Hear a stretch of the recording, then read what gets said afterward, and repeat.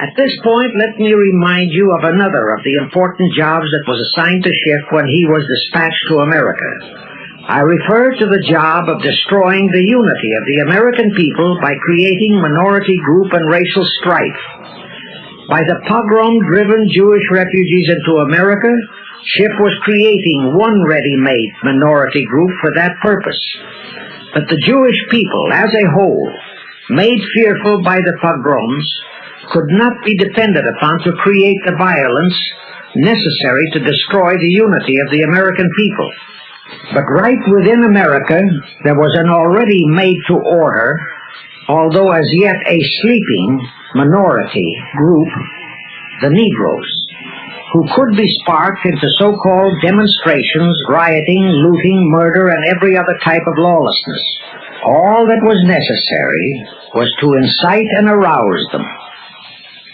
Together, those two minority groups, properly maneuvered, could be used to create exactly the kind of strife in America the Illuminati would need to accomplish their objective. Thus, at the same time that Schiff and his co-conspirators were laying their plans for the entrapment of our money system, they were also perfecting plans to hit the unsuspecting American people with an explosive and terrifying racial upheaval that would tear the people into hate fractions and create chaos throughout the nation, especially on all college and university campuses, all protected by Earl Warren decisions and our so-called leaders in Washington. Of course, perfecting those plans required time and infinitely patient organizing. Now, to remove all doubts, I'll take a few moments to give you documentary proof of this racial strife plot. First of all, they had to create leaderships and organizations to draw in millions of dupes, both Jewish and Negroes, who would do the demonstrating and commit the rioting, looting, and lawlessness. So in 1909, Schiff, the Layman's, and other conspirators organized and set up the National Association for the Advancement of the Colored People, known as the NAACP. The presidents, directors, and legal counsels of the NAACP were always white men, Jews appointed by Schiff. And this is the case to this very day. Then, in 1913, the Schiff Group organized the Anti-Defamation League of the B'nai B'rith, commonly known as the ADL, to serve as the Gestapo and hatchet man outfit for the entire great conspiracy. Today, this sinister ADL maintains over 2,000 agencies in all parts of the country, and they advise and completely control every action of the NAACP, CORE, of the Urban League, of all the other so-called Negro civil rights organizations throughout the nation, including such leaders as Martin Lucifer King, Stokely Carmichael, Bayard Rustin, and others of that ilk. In addition, the ADL acquired absolute control of the advertising budgets of many department stores, hotel chains, and TV and radio industrialist sponsors, also advertising agencies, in order to control practically all the mass communications media and force every loyal newspaper to slant and falsify the news, and to further incite and at the same time create sympathy for the lawlessness and violence of the Negro mobs. Here is documentary proof of the beginning of their deliberate plot to foment the Negroes into all their lawlessness. Around 1910, one Israel Zangwill wrote a play entitled The Melting Pot. It was sheer propaganda to incite the Negroes and Jews, because the play purportedly visualized how the American people were discriminating against and persecuting Jews and Negroes. At that time, nobody seemed to realize that it was a propaganda play. It was that cleverly written. The propaganda was well wrapped up in the truly great entertainment in the play, and it was a big Broadway hit. Now, in those years, the legendary Diamond Jim Brady used to throw a banquet at the famous Delmonico restaurant in New York after the opening performance of a popular play.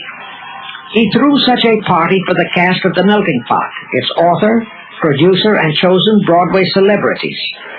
By then, I'd already made a personal mark on the Broadway theater and was invited to that party. There I met George Bernard Shaw and a Jewish writer named Israel Cohen. Zangwill, Shaw, and Cohen were the triumvirate who created the Fabian Society in England, and had worked closely with a Frankfurt Jew named Mordecai, who had changed his name to Karl Marx. But remember, at that time, both Marxism and communism were just emerging, and nobody paid much attention to either, and nobody suspected the propaganda in the writings of those three really brilliant writers. At that banquet, Israel Cohen told me he was then engaged in writing a book which was to be a follow-up on Zangwill's The Melting Pot. The title of his book was to be A Racial Program for the 20th Century. At that time, I was completely absorbed by my work as a playwright, and significant as that title was, its real objective never dawned on me, nor was I interested in reading the book. But it suddenly hit me with the force of a hydrogen bomb when I received a newspaper clipping of an item published by the Washington, D.C. Evening Star in May 1957. That item was a verbatim reprint of the following excerpt in Israel Cohen's book, A Racial Program for the 20th Century. And it reads, as I quote, "We must realize that our party's most powerful weapon is racial tension. By propounding into the consciousness of the dark races that for centuries they have been oppressed by the whites, we can mold them to the program of the Communist Party. In America, we will aim for subtle victory. While inflaming the Negro minority against the whites, we will instill in the whites a guilt complex for their exploitation of the Negroes. We will aid the Negroes to rise to prominence in every walk of life, in the professions and in the world of sports and entertainment. With this prestige, the Negro will be able to intermarry with the whites and begin a process which will deliver America to our cause." That same excerpt was entered into the Congressional Record of June 7, 1957 by Representative Thomas G. Abernathy. Thus the authenticity of that passage in Cohen's book was fully established. But the one question that remained in my mind was whether it represented the official policy or plot of the Communist Party, or just a personal expression of Cohen himself. Hence I sought more proof, and I found it.